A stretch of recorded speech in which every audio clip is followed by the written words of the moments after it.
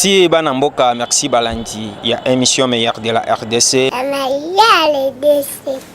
Vous êtes déterminé à kokanga fraude à tous les niveaux. Après l'Iwaya Lumumba, indépendance c'est qui lisusu. Mwana musala na bino toujours to ebisaka bino ke tozali wana pona ko servir bino. Yango wana lutte contre la pauvreté et kozala une de nos premières priorités.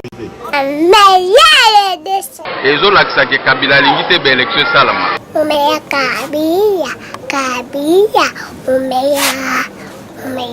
S'il n'y a pas élection, Kabila doit partir. C'est déjà Umeya Kabila.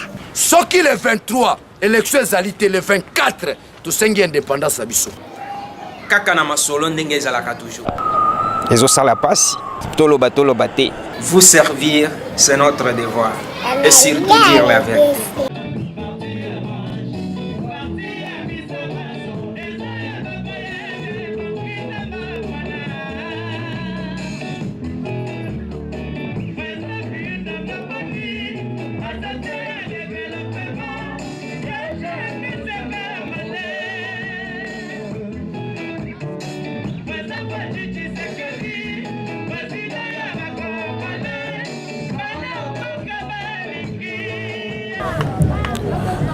Merci Banamboka, merci Balandia, émission meilleure de la RDC.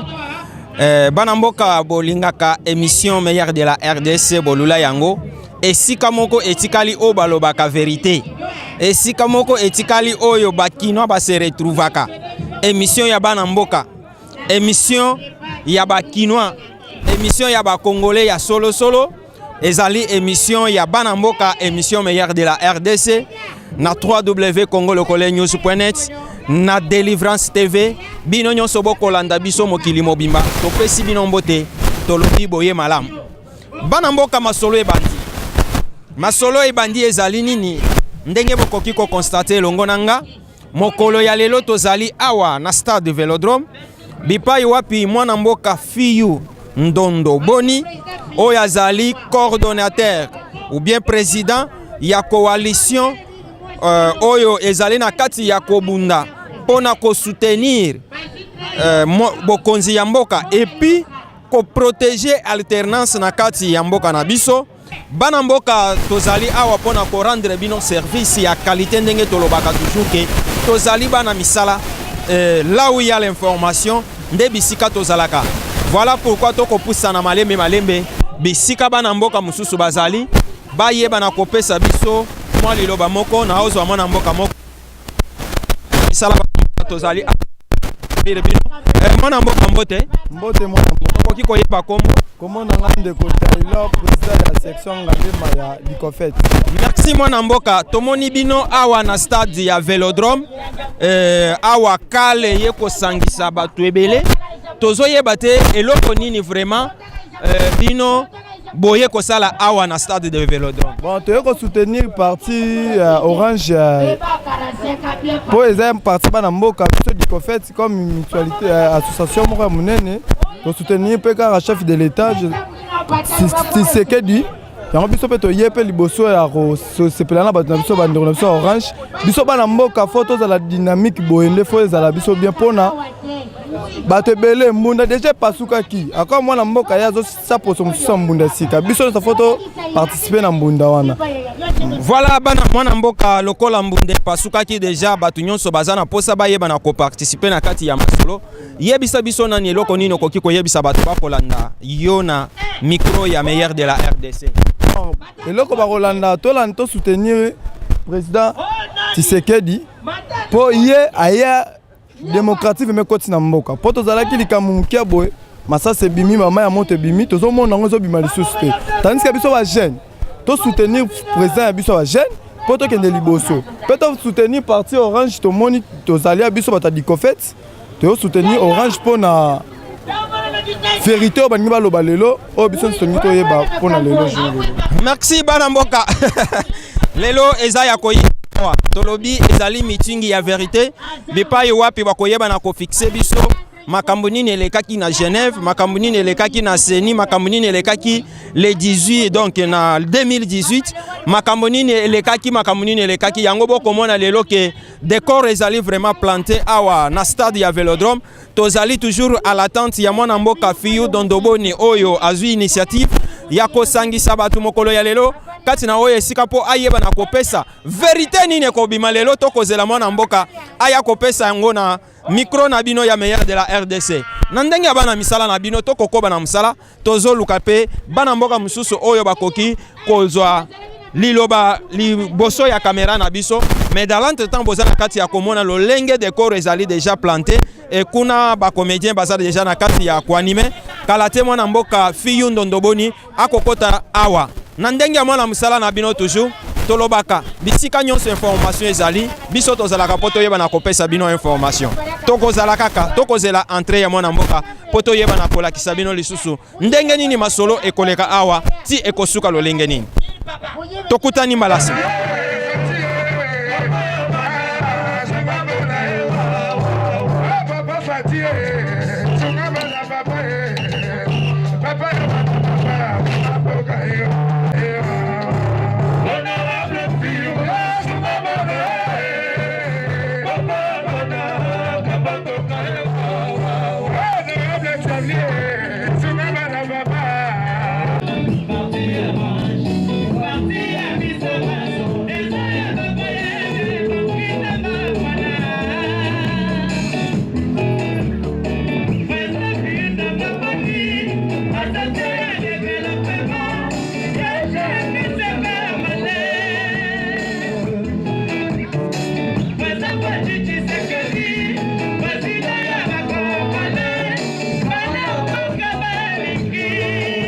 Bana mboka boyebi bien ke tozali bana misala na sepeli lelo makasi po toyeba na kokutana lisusu toyeba na kobeta masolo ya mboka na ndenge ezalaka toujours boyebi ke bisika nyonso information ezalaka biso toyebaka na kozala po toyeba na koinforme bino, raison pour laquelle bomoni biso awa na stade ya Vélodrome bipai wapi kali oyo bakobenga coalition oyo ezali mpona koapuye mpe kokonsolide alternance na kati ya mboka na biso. Coalition oyo ekambami na mwana mboka Fiyu Ndondoboni esangisi bato awa na mama na meeting oyo ezali meeting ya verité ndenge esilaki kolobama na ye moko mwana mboka Fiyu Ndondoboni. E bana mboka soki botali nsima na nga bokomona ke décor ezali déjà bien planté kati na oyo esika na ndenge ya kozela koyoka lolenge nini mwana mboka Fiyu oyo azali kotia maboko na mokonzi ya mboka Félix Antoine Tshilombo Tshisekedi akoloba nini, parce que lelo ezali vérité polele nde polele na ndenge ya bana misala na bino boyebi ke tozalaka esika nyonso information ezali poto yeba na kopesa bino information vraie et vérifiable. C'est ça ce qui fait notre différence avec les autres ndenge tolobaka.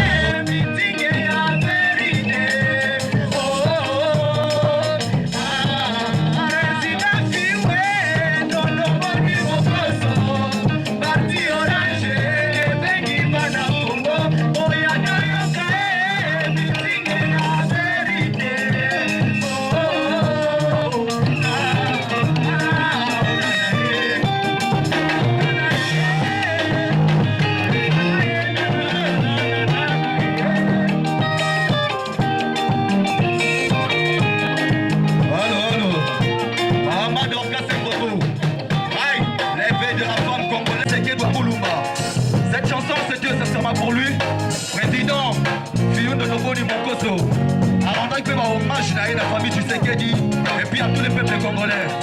C'est pourquoi Soki, pour rigoter les mains, prend à l'entrée de notre président Fiyu Ndondoboni. Attendez déjà quelque part, on va rigoter la mission sur Yambaye. Levez-vous tout le monde, tout le monde, président Tokota.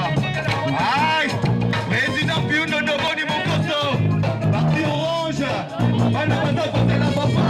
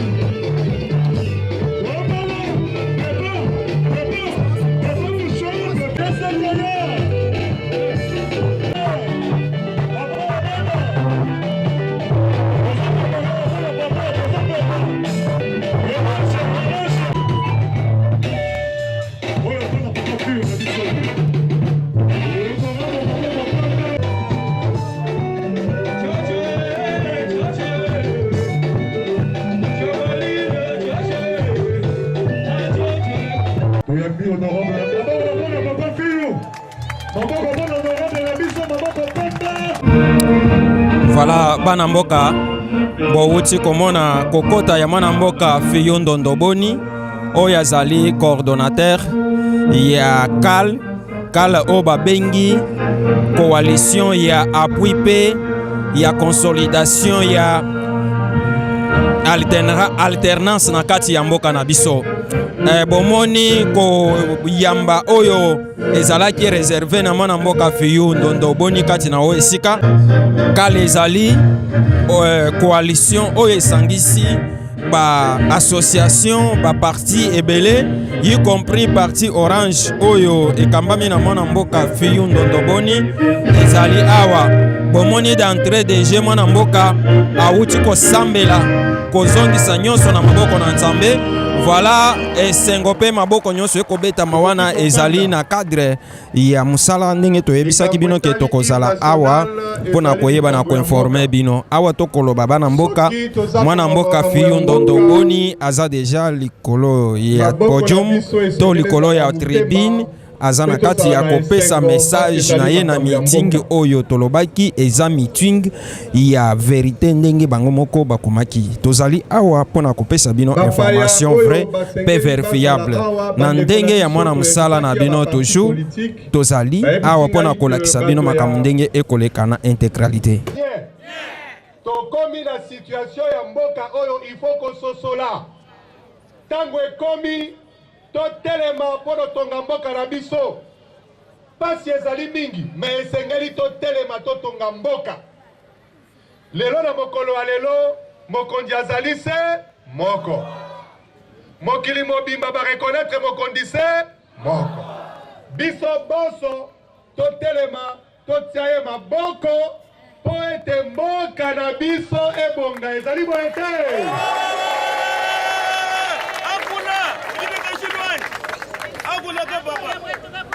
Na mokolo ya avant-hier nazali na mama veuve ya militaire bazali awa voilà bazali nge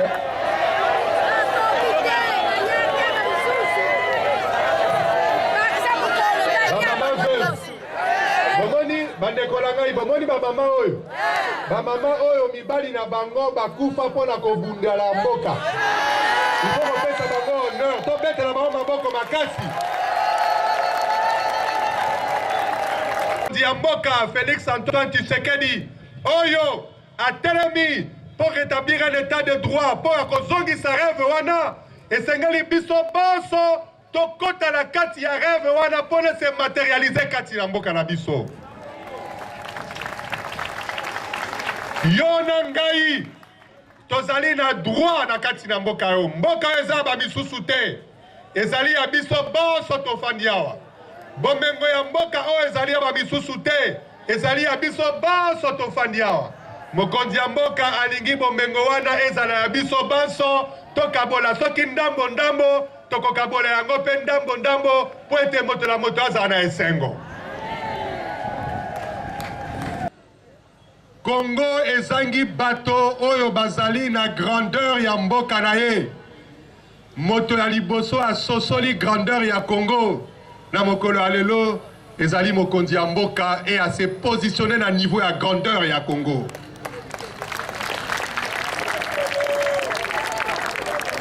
Parce que ye moto akomi komanda ya liboso akosemisa masuwa wana po ete population yo na ngai tozwa esengo.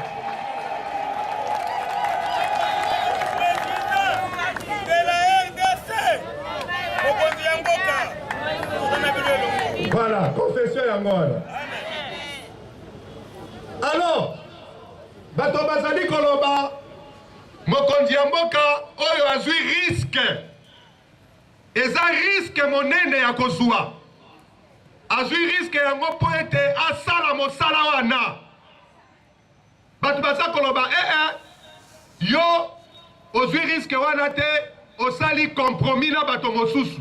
Tola monguna. Or, pour nous réfléchir, le col à mon conduit à réfléchir, ça qui, il faut à la sagesse monnaie. Sinon, on ne tient jamais au salaire. Alors, que non, il faut alors o démissionné otika mosala po ete mboka ekoma ndenge wana. Mais ce qu'il faut qu'on démissionne, constitution la biso lobini, les loyaux, constitution lobby, ce qui, en cas de démission, en cas d'empêchement définitif, en cas de décès, Mokondio a bengi Sénat a conduit Mboka pendant 4 mois comme intérimaire maximum et que dans 4 mois on a élection et salama pour ne pas avoir Mokondi Mosus. Mais lelo oyo nani azali majoritaire na kati ya Sénat. Nani azali majoritaire. Donc yoso ki osengi Mokondi Mboka a démissionné, olingi ete FCC a reprendre Mokondi. Ezali bongo? Ezali bongo? Mais si koyo soki yo osengi ete FCC a reprendre Mokondi, ozali nani?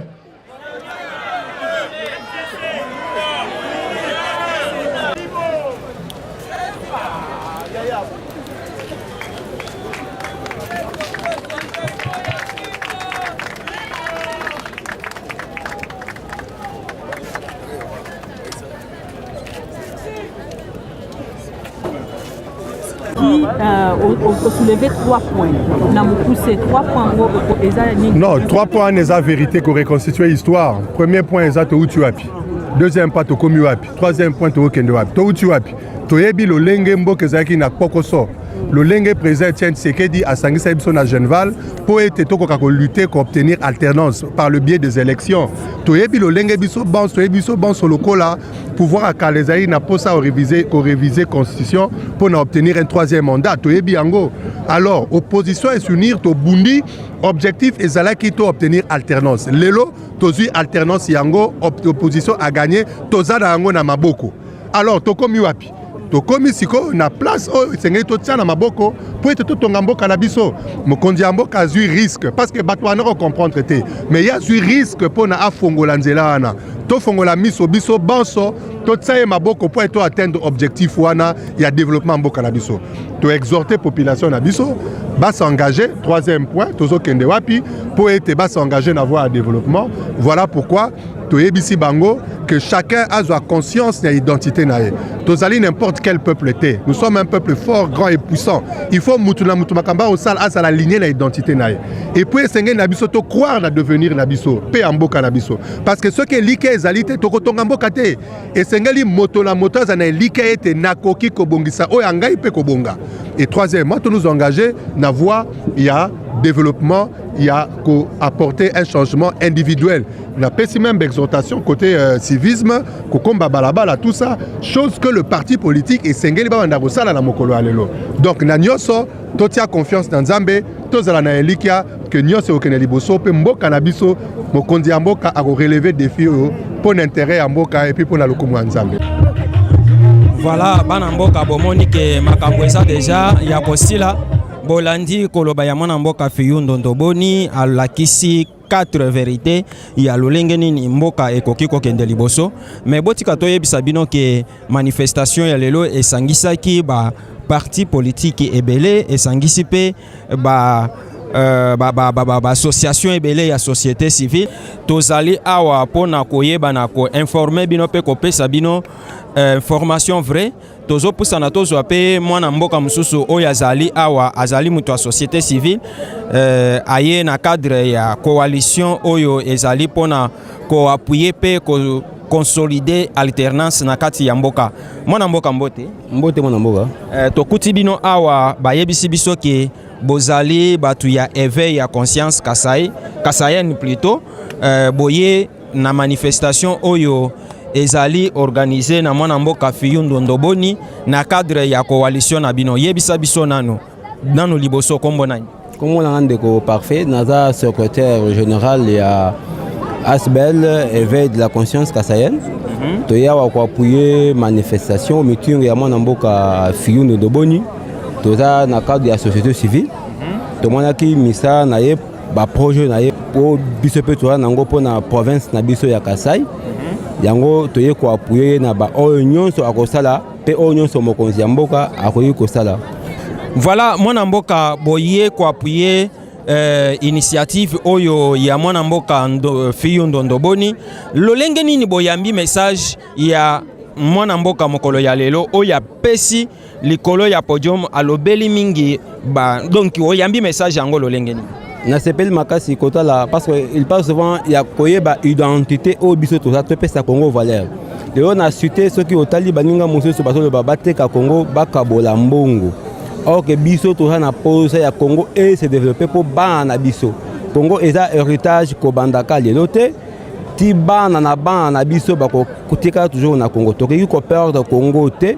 Congo est un patrimoine ya biso nyonso tout ça la effort na ba congolais nyonso et surtout na lancer message na ba kasayen en général baya pona ko soutenir mokonzi ya mboka à travers Asbel éveil de la conscience kasayenne baya to tombo la Congo est un patrimoine na biso pe pouvoir et appartenir na ba congolais. Merci mwana mboka toko swape mwana mboka mususu mwana mboka mbote. Mbote papa. Liloba moko par rapport ya message ya mwana mboka Ndondoboni mokolo ya lelo awana manifestation ya meeting ya vérité. En tout cas na sepeli mingi take vice-président ya éveil de constitution pour la Kassayen. Nazana sengo mingi par rapport ya message oyo de Fiyu apesi na ba congolais nyonso lelo comme la vérité ndenge ocholoba. Nazo benga bakase nyonso batelema basalisa mokonzi mboka Félix Antoine Tshisekedi Tshilombo musala parce que vision oyo honorable Fiyu aza nango yango pe Félix aza na yango totelema po totonga mboka na biso toke liboso.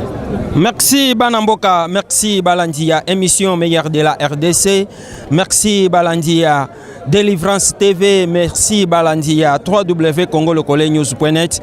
Banamboka toko koba awa, bomoni ke toza déjà na suka, mais toko yeba na kotika bongote, tozo pusa na pepo awa tomona ki ba mama veuve pe bazalaki na kati, tozo pusa na to yeba pe na kozwa pe mama moko bolimbisi, Banamboka boyeba na kolimbisa biso tozwa pe mama moko awa. Mbote mwana mboka Mbote tokoki koyeba kombo kombo nanga mama Germaine na vandi na commune Ngalima. Mama Germaine toye kokuta bino awa na meeting oyo ya kafo oyo mwana mboka Fiyu Ndondoboni awuti kosala na cadre ya coalition oyo ezali pona ko appuyer pe ko soutenir alternance na kati ya mboka na biso. Tokoki koyeba bozali batu ya parti Orange ou bien bozali na parti mususu to structure mususu awa na coalition oyo. Na coalition oyo biso tozali batu ya société civile. Na kati ya société civile eloko o vraiment ya motuya toye vraiment pona ko appuyer président Fiyu Ndondo ezali ya kolobaki vraiment c'est toute ma première fois tout d'abord eloko moko etonenga makasi na kati ya ba vérité à lobby na biso vraiment tokolobaki vraiment akende liboso nzambe asunga ye azonga simate biso lokwa ba mama biso lokola la société civile donc on continue toujours à soutenir pour la kota la koloba ete président oyo ya parti président ya parti c'est toute ma première fois ya comment la que président ya parti politique oyo azui vraiment charge ya ba veuve militaire ya liboso eloko etonenga non yango wana parce que non natikali comment la te un président à parti politique oyo azui souci ya kozwa vraiment charge ya côté les mela ba veuve militaire en tout cas ceux qui ezali na ba veuve bazo souffrir bato ba souffrir na kati ya mboko lokwa veuve militaire bazati ceux qui na koloba bongo parce que nga moko nazali na kati ya souffrance wana ba veuve militaire vraiment non na bakaka azonga simata ke de liboso zamba pambola ye makasi que vraiment oh azali les maris de veuve atie maboko asunga pesa suma ye lebele ete abakisele mbula na mokili to charge oyo azwi ezali charge moko premièrement ezali recommandation ya nzambe divine oyo nzambe asenga yango vraiment totombeli ye oyo ezali vraiment Merci mwana mboka, merci voilà. Bana mboka bozana kati ya komona ambiance eza ko régner déjà awa. Bomoni ba mama veuve tozokende déjà na suka tokolobisa pe ba mama moko parce que balobi ba mama veuve bazana kati mama mbote mingi papa. Tomoni awa basangisi bino ba mama veuve ebele et puis bouti koyoka koloba ya mwana mboka fiyu ndondoboni okoki koyebisa biso tokoki koloba ke message ya lelo ekomi penza eloko nini esepelisi bino na koloba ya mwana mboka fiyu ndondoboni. Papa tosepeli makasi biso tozobima nde na kankokolo bamama veve ya kankokolo toye ndenge babengisaki biso po toya kokutana na papa mokonzi na biso toyoka oyo ya koyebisa biso mpona pasi na biso na bana na biso bana na biso baza kotanga te toza na pasi papa na kankokolo esika tozolala ya pasi komela pasi bana na biso bazotanga te toza na esika mutu moko akoki kosunga biso te soki biso baveve tozwi likambo mutu moko akosunga biso azalaka te tozwaka te 30 000 bafutaka biso salaire ya malamu te papa. Merci ma kozwa pe mwana mboka mususu kaka na kati ya éveil ya conscience kasayen baye oyo baye kocha penza poa na événement ya lelo. C'est pourquoi boko mona ki bazali vraiment remarquable na kati ya meeting ya lelo. Tozozwa pe mwana mboka mususu mwana mboka mbote papa tokoki koyeba kombo la ngai mama Arnette Sayo. Voilà maman Arnette tomoni lelo éveil ya conscience kasayen bango na bango kaka na kati ya événement ya lelo yebisa biso na éveil ya conscience kasayen elingi koloba éveil conscience kasayen elingi koloba biso nyonso tozala elongo tosala musa tozala kati ya bomoko oui tozala kati ya bomoko tosala musala tosimbana po totonga mboka na biso. Voilà mwana mboka boye awa ko soutenir initiative oyo mwana mboka fiyu ndondoboni auti kozwa awa pona kotia maboko na mokonzi ya mboka pe ko soutenir ba initiative boye et surtout koyeba na kobatela alternance oyo ezali valeur ya moto na kati ya mboka na biso. Message nini voilà lolenge nini oyambi message ya mwana mboka fiyu ndondoboni nayambi message ya liboso nayambi eza na vérité vérité wana bokonzi wana ezongi mpa na biso moko bana mboka parce que tosimba tozala bomoko ebongi na biso moko tobonga mwana na biso moko tozala bagrand avant tokende mpa bapa esengeli biso moko na totelema tosimba mboka na biso totonga tozotala makambo ebele ezalaki ya kobeba mais biso moko tokotikela bapaya te basalela biso eza biso moko totelema place oyo tomonaki ebongaki te toyeba tozala bomoko tobongisa yango. Voilà mwana mboka likambo nini okoyebisa bana Kasai toloba bana Grand Kasai mobimba parce que tokolobela mingi éveil ya conscience kasayen oyo bino bozali ba membre kati na yango nini okoki koyebisa ba nyonso oyo bazwami na espace kasayen par rapport ya événement ya lelo et message na weza par rapport ya événement ya lelo nalingi koyebisa biso nyonso ba kasayen na eloko moko nazobeta kaka sete tozana na kati ya bomoko po tosimbana totonga mboka na biso ezana ba mingi kotala ba mama na biso mingi wa Kasai babalisaka bana bango avant mais lelo eza susu bongo te fo nini batangisa bana po ani tozala elongo biso so totonga mboka donc eloko nazobeta sete kaka ya koyeba kotonga mboka tokotikela ngo bapaya te mais biso moko tozala lolenge ya kotonga mboka tozala ba exemplaire na kati ya mboka na biso. Merci Banamboka, merci Balandia, meilleur de la RDC, Balandia 3W congolocole-news.net, merci Balandia Délivrance TV, Tosali Nabino Constant Elongo, et Bandeli Pesukaya événement, Bolandi intégralité, Ndenge Toye Bisakabino, vous servir c'est notre devoir, Tokomina Suka Tokuta Imbalasima. Merci Banamboka, merci Balandi, il y a émission meilleure de la RDC. Tous êtes déterminés à kokanga fraude à tous les niveaux. Après l'Iwaya Lumumba, indépendance ezalaki lisusu te. Mwana musala na bino toujours toyebisaka bino ke tozali wana pona ko servir bino. Yango wana lutte contre la pauvreté et kozala une de nos premières priorités. ezolakisa ke Kabila alingi te ba élection esalama. Umeya Kabila, umeya. S'il n'y a pas élection, Kabila doit partir. C'est déjà umeya Kabila. soki le 23 élection ezali te le 24 tosengi indépendance ya biso kaka na masolo ndenge ezalaka toujours. ezosala pasi toloba te. Vous servir, c'est notre devoir. Et surtout dire la vérité.